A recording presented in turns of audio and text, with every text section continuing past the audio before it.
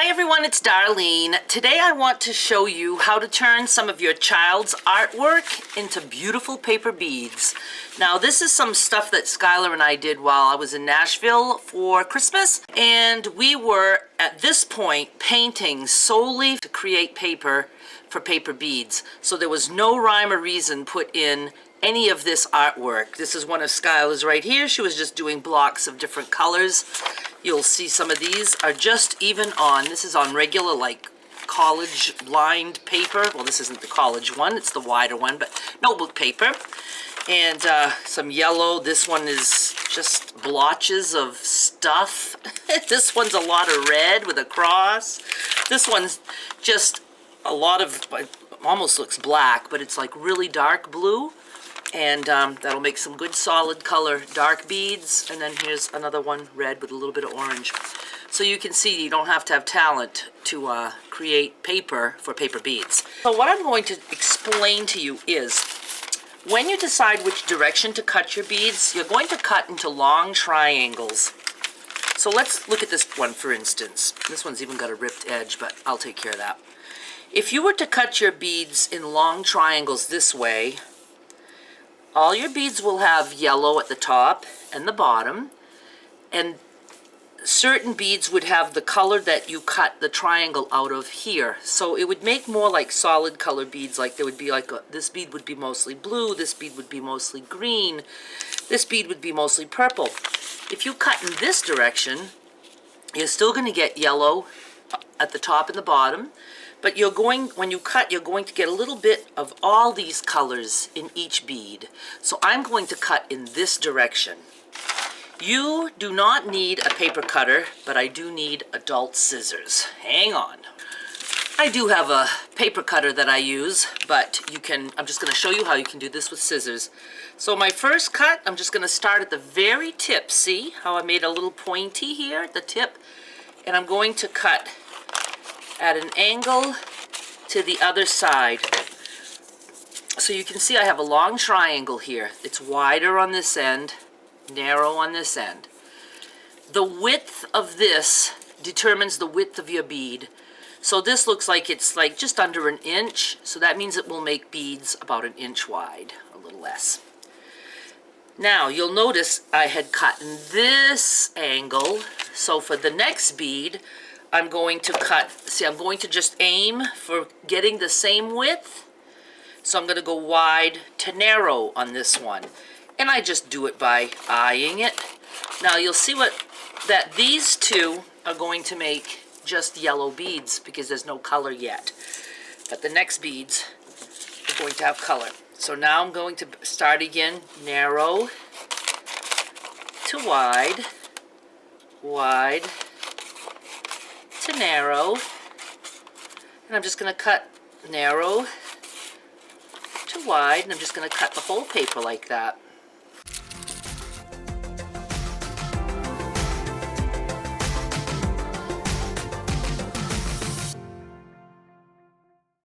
Okay, so this piece here is a little bit, cut crooked, but I'm just going to trim that, and then I'm just going to keep going.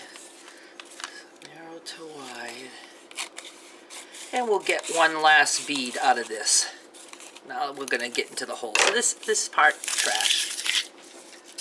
Okay, you just need any old white glue. You can get it at Walmart. Very, very cheap. I can't remember if this is the kind I get at Walmart. But I know I get something at Walmart that's only like 44 cents. You will go through a lot of glue if you become addicted to bead making. I forgot to mention that these are a mixture of tempera paints and poster paints, and there might even be some watercolors in here. It doesn't matter what paint you use. Watercolor paints might run a little bit, just adds to the beauty of the bead. Everything's going to be finished off with a layer of glue anyway, so it doesn't matter. And you could even use paper that's colored with crayons or wooden pencils, markers, anything. And I will be showing you a variety of beads over time because I really am addicted to making beads and I really want to post videos for you. Okay, so what I use to roll the beads on is, I used to use a wooden skewer, but I find I really like just a cheapy paintbrush because it tapers off. So I start my bead here in the wide center, and then it's easy to remove the bead because it tapers off. Just take a piece of paper, go to the center of your paintbrush, or whatever you use. Also want to let you know that the diameter of the object you use to roll on will be how big the hole is in the center of your bead. For kids, you want, something fairly big, like you'll see an example right here. And it makes it easy if you want to use yarn or something for them to pass through. Okay, so just take your bead. I put the paper behind my paintbrush. There's no absolute way to do this, so you do however it works best for you. I just hold, the paper down with my thumbnail, and I just start to roll.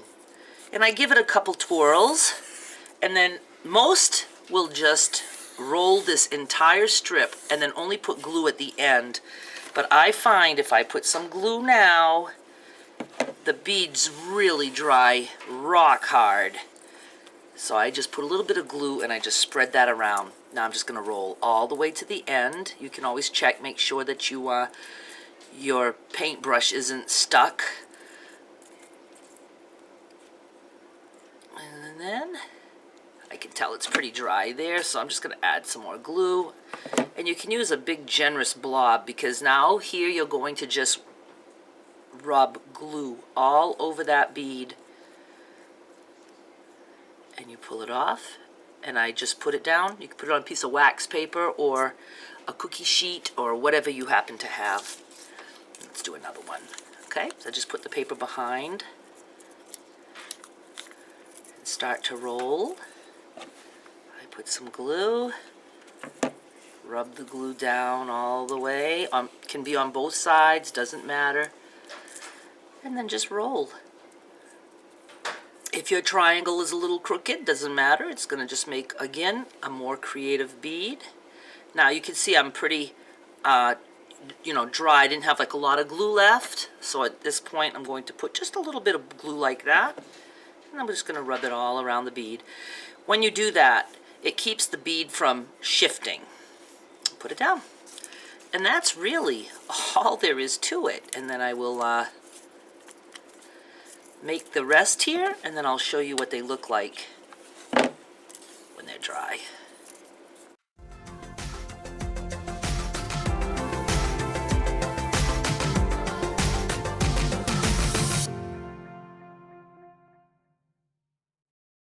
Okay, I just want to show you this little batch that I made, and I want to tell you about the little trick that I learned on YouTube, which I had never done before. You take your paper beads, and I put them on a paper plate.